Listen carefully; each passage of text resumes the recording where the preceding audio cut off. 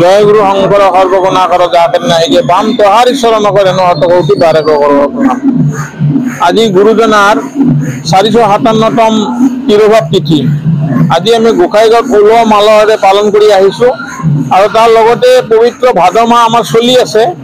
আজি ভাদ মাহৰ 7 তাৰিখ, গতিকে পবিত্ৰ ভাদ মাহৰ লগতেই আমাৰ নাম কীৰ্তন এতিয়া আপোনালোকে দেখিছে নাম কীৰ্তন চলি আছে। আইসকলৰ নিৰন্তৰভাৱে নাম কীৰ্তন চলি আছে আৰু আজি আমাৰ এটা খুব আনন্দৰ দিন যে আমাৰ বিটিচিৰ প্ৰধান মুৰব্বী শ্ৰীযুত মাননীয় প্ৰমোদ বড়োদেৱে আহি আমাৰ প্ৰস্তাৱিত প্ৰেক্ষাগৃহৰ আধাৰশিলা স্থাপন কৰিব আৰু এই প্ৰেক্ষাগৃহটো সৰ্বমুঠ ৭৭,৪০,০০০ টকা বাজেটত চেংচন কৰা হৈছে।